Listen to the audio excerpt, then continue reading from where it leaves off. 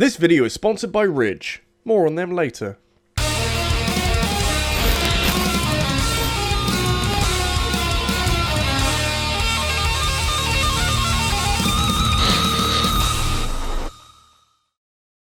Oh, Kirby is such an innocent cinnamon roll. He's like the physical embodiment of Nintendo's kid-friendly stance of game development as the perfect mascot for kids of all ages and adults who like it when cute things become unspeakably horrifying with no warning. I stand by the idea that Kirby represents Nintendo pretty perfectly though, because there's plenty of surprisingly scary moments in other Nintendo franchises, and the way in which Kirby disarms a player with cutesy imagery before delivering a swift strike of thinly veiled horror is pretty incredible to watch. The more you think about what Kirby is and what he does, the more unsettling it becomes, and to the surprise of absolutely no one, there's been countless examples of a Kirby game venturing off into far darker territory. I suppose Kirby is an alien at the end of the day, and space can be a scary place sometimes. Especially when the alien is trying to eat you. I don't know if this is always the plan with Kirby, but it is a little bit too perfect how well suited this franchise is to scary stuff when timed out properly. It kind of reminds me about how my front pocket is really well suited for an appropriate sized wallet, and how perfect it is that this video is sponsored by Ridge and their incredibly sleek, durable front pocket wallet that is actually so strong it might survive, being digested and eaten by a giant pink sentient ball of candy floss. No one's really tried that, but could be fun. It might be encouraging to hear that I was once like you. I used to own a chunky leather wallet that made it look like my Brazilian butt lift had gone horribly wrong, but one day I saw the light and was saved by Ridge, who were kind enough to sponsor today's video with their incredibly sturdy wallets that are available in more than 30 colours and can hold up to 12 cards that you can now carry around in your front pocket with a bit of style. Plus, Ridge were also kind enough to send me their waterproof commuter backpack with a shock-resistant laptop holder, and their larger Weekender duffel bag, which both have an external USB port for on-the-go charging, and when the world stops being on fire, I'm going to be using these a lot. Ridge comes with a lifetime warranty, so you can buy one wallet for the rest of your life if you so wish, with a 45-day return window for a free refund if you're not such a fan. Get 10% off today with free worldwide shipping and returns by going to ridge.com/RabbidLuigi and using the code RabbidLuigi. It's time to move your wallet into the future. Okay then, let's make pink scary. It's like blood, but lighter.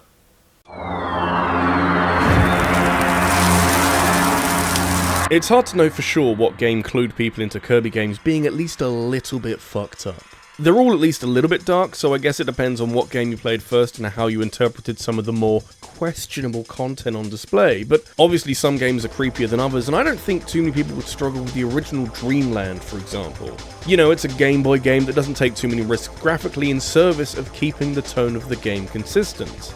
Clearly then, the devs were comfortable enough with what they were doing to go buck fucking wild by the third Dreamland game, because by this time we're onto the Super Nintendo with a broader colour palette and the capacity to make eyeball bosses hemorrhage blood and have the bloodied iris burst out.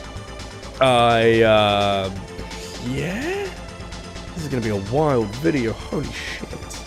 I'm going to call this your last warning with this video because Kirby games aren't scary in the traditional sense, and more so in the sense that it may make you question why anyone would put this into a video game. So the eyeball is called Zero. He's a bit of a mainstay in Kirby games, and he is something that is presented, for the most part, fairly front and center. It's not too late to turn back. I know there'll be at least some of you out there who are wondering why I've gone with the original Zero from Kirby's Dreamland 3 instead of the much more well-known Zero 2 from Kirby 64. And while I'm perfectly happy to admit that a flying eyeball that bleeds both in-game and in official artwork is a few steps too far, especially when fully realised in 3D for the first time, Zero 1 is something altogether more creepy. For me, the first time something like this happens is often one of the scariest, since you haven't got time to prepare yourself for what comes next, as opposed to having at least some knowledge of what you're getting yourself into with a later instance. You never get the sense while fighting Zero that this is anything more than a fairly standard final boss, with the clear as day Nintendo weak spot, but once you've done enough damage, that weak spot becomes the second form in a way that reminds me of Armagoma in Twilight Princess, kind of. Difference being that even with Twilight Princess's darker tone, even that game doesn't like showing blood all that often, so why is a Kirby game being so brazen and graphic with the same scenario? It's a natural human reaction to wince when there's a chance of your eyes being injured, and I see this and I just don't want it. Why is Kirby so brutal to eyeballs anyhow?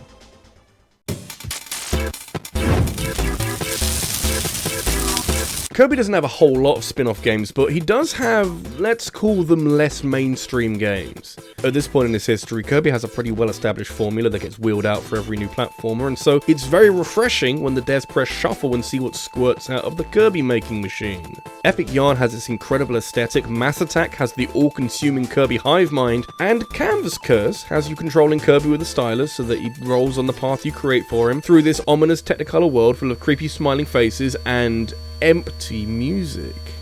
Every other world in this game is full of tasty jams and is called something fun like Ready Land and Neo Grio, but then we have World of Drorsia, where the life has been sucked out of everything and everyone.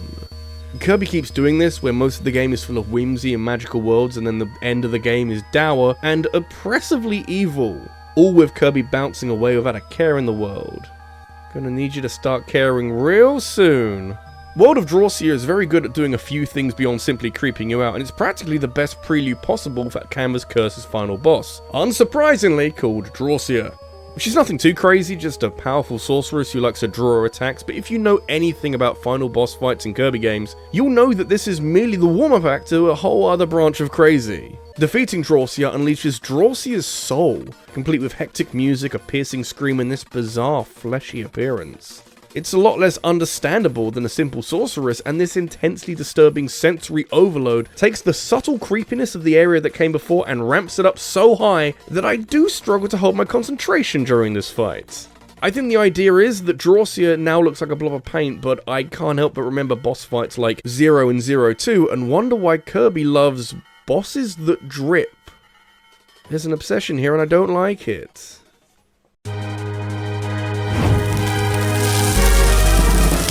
You know what I figured out after years of playing Kirby games for just a slightly too long? The more you play them, the creepier they become. It's like an unwritten pact with the developer. The longer you play, the more you're okay with the possibility that this game might get creepy and dive off the deep end. You know, it's like the reward you never saw coming. Every time a Kirby game has some sort of true arena, run as fast as your little legs can carry you in the opposite direction. Never mind the sometimes grueling optional challenge that will push you to your limits and beyond, the devs are a little too good at hiding some extra surprise at the end to reward players willing to buckle down and get really good at Kirby. It first appeared in Superstar Ultra, and already HAL Labs were putting their plan into place, because the final challenge after defeating all of those boss fights is a brand new boss battle against a zombified version of Mark's called Mark's Soul. That's Mark's Soul with an X, not some guy called Mark, his soul. Yeah, Kirby has undead reanimated corpses as boss fights! What else would you expect? Marx used to be this adorable little jester who seemed to want to help Kirby, but clearly this was a front, since at the first chance he gets, Marx takes control of the planet and transforms into this thing. Defeating him only makes things worse, because upon completing the true arena, it's revealed that Marx's body absorbed Nova's energy and became even more powerful and vicious. This is reflected quite well in the boss fight that follows, as you desperately cling to life in the hope that you don't have to replay all of the true arena again just to get back here. And it is a genuine concern, because Mark's soul strikes fast and hits pretty damn hard. None of this is disturbing though, although his giant eyes and permanently fixed open smile don't help at all. And I can tell that you're looking for something a bit more horrifying. Well, how about what happens when Mark's soul runs out of health and is forcibly split into two down the middle, accompanied with a scream of agony. That will stay with you for a while, and it's this ending sequence that makes Mark's soul so incredibly creepy. For some reason, Masahiro Sakurai decided to put Mark's soul in Smash Bros. Ultimate as a boss for World of Light, and he's fine, I suppose. But Sakurai did say that Mark's soul was initially a lot scarier and wasn't exactly suitable for all audiences, so I guess we were lucky. Can't say the same for Mark's though. I'm guessing that hurt.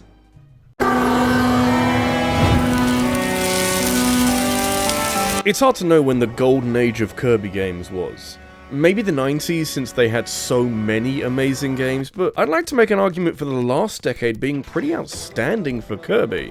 I say that, but he's rarely, if ever, had a bad game made for him, and that feels like even less of a relevant worry when I remember how amazing Planet Robobot was. This game felt like the culmination of everything that HAL Labs had learned over the past decade, with the cherry-picked highlights being mixed with this mech suit for a fresh, exciting experience. I suppose HAL were also on the lookout for all the scary stuff that those previous games had going for them, because we've got a final boss who was brought to life by the main antagonist of Planet Robobot before shenanigans happened, and now the main bad guy is being slowly assimilated by the machine while staying sentient enough during the boss fight to feel pain. He's just a little man, leave him alone. I've seen and played a lot of villain comeuppance stories in the past, and there comes a point where it starts becoming a bit played out and predictable, and at no point does this happen in Planet Robobot, where President Holtman is experimenting with Stardream and has done so for so long in an attempt to bring back his daughter, that the program of Stardream is starting to overwrite his memories, and he's being slowly deleted as like an existential being, I suppose. You know, that's fun. I guess there's a sad undercurrent going on throughout the boss fight as Holtman is slowly consumed by Stardream and loses all sense of humanity and memory of his daughter, to the point where he doesn't recognize her when she's standing in front of him. We're not here to cry though, so it's also worth highlighting the existential horror of losing your mind to a machine, and where to draw the line on what is Holtman and what is now Stardream. This line becomes all the blurrier and more significant during the boss fight because he spends a lot of the time making all sorts of funky noises and the occasional scream, and I need you to hold on to that sound because you sure do hear it a lot when you're fighting Stardream Soul OS as a space shooter from inside the halberd, because this game is amazing! It's not super obvious, but when you're destroying these pillars you can very faintly hear the sound of President Holtman crying out in pain, with the heavy implication that Holtman is still kicking right up until you have to venture inside of Stardream and basically destroy what's left of him. Stardream isn't what finished Holtman off, you did. All of this screaming, and yet Kirby does not stop. Starting to think we're not 100% the good guy here.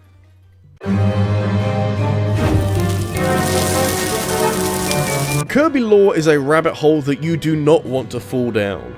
Yeah, it's nice that these games have a decently coherent plot to contextualize what you're doing and all the enemies you're swallowing whole, but it does not take long at all for the intricacies of Kirby lore to get equal parts elaborate and horrifying. It's more than just bad guys coming to give Kirby and friends a hard time, it's existential threats that aim to erase all of existence so that everyone lives in a lifeless void, and that's a bit much, you know? One of the main villains is this big blue penguin with a hammer, and the emergence of one of the most complex final bosses in Kirby history, System.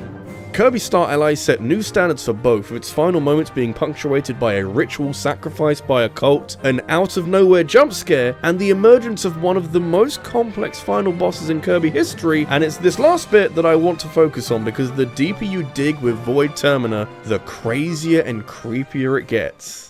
I suppose it's only fitting because if you want to get technical, this thing is the overarching villain for the whole franchise. Oh, now it makes sense. Just kidding, none of this makes sense, since Star Allies puts you head to head with this giant gorilla-like monster who wears a mask that reminds me of Hollow Knight for some reason. But this thing isn't here to give you a wonderful indie game to play, since it would rather show off its impressive strength and the black hole in its neck.